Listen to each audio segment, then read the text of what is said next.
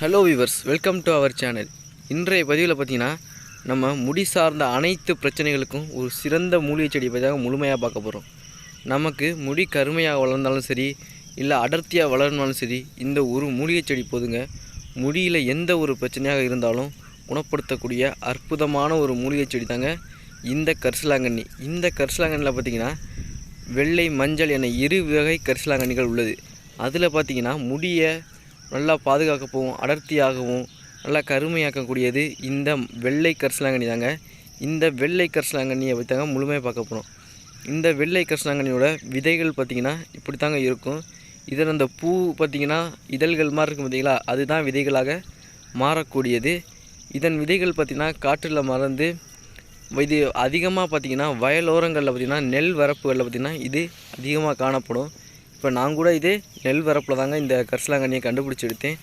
இந்த கரிசலாங்கண்ணியை நம்ம முடி வளர்கிறதுக்கு எப்படி நம்ம பயன்படுத்தலாம் பார்த்திங்கன்னா, இந்த கரிசலாங்கண்ணி இலைகளை நல்லா நம்ம அரைச்சி நம்ம தலையில் தேய்ச்சி குளித்து வந்தோம்னாவே நல்லா தலையில் ஒரு பேஸ்ட் மாதிரி அப்ளை பண்ணி ஒரு அரை மணி நேரம் நல்லா காய வைத்து நம்ம தலைமொழிகி நல்லா குளித்து வந்தோம்னாவே நம்ம இளநரை அப்படி இல்லைன்னா இந்த சூடுனால் ஏற்படக்கூடிய நரைகள் பார்த்திங்கன்னா முடி வந்து கருமையாக மாறிடும்.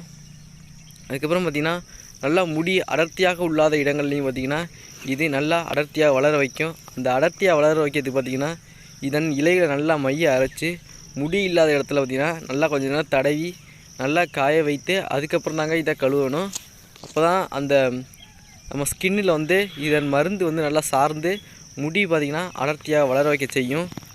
அதுக்கப்புறம் பார்த்திங்கன்னா இந்த கரிசலாங்கண்ணியை நம்ம கீரையை வந்து உள்ளுக்குள்ளேயும் எடுத்துக்கலாங்க, நம்ம உணவுலையும் இதை சேர்த்துக்கலாம்.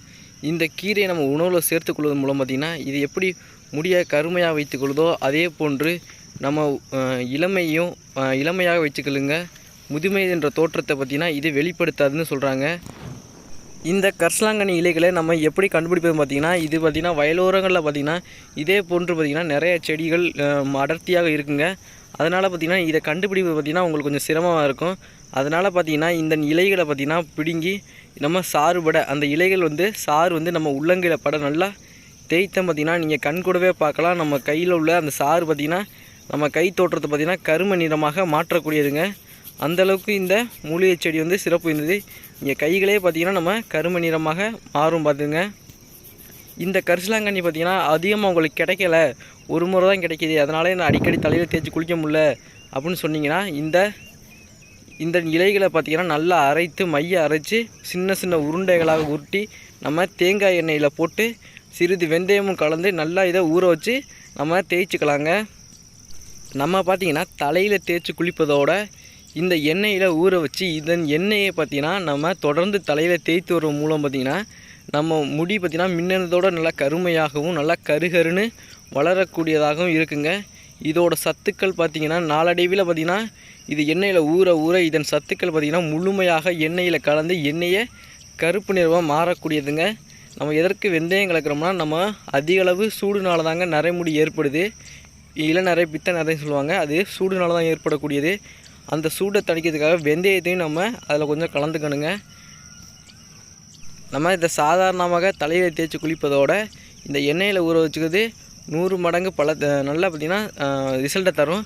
நன்றி. இது போன்ற வீடியோக்களை தொடர்ந்து பார்க்க நம்ம சேனலை மறக்காமல் சப்ஸ்கிரைப் பண்ணுங்கள். அப்படியே கூட உள்ள பெல் பட்டனை ப்ரெஸ் பண்ணிவிடுங்க. அப்போ தான் நான் போகிற வீடியோக்கெல்லாம் உடனுக்குடன் நோட்டிஃபிகேஷன் தான் சேரும்.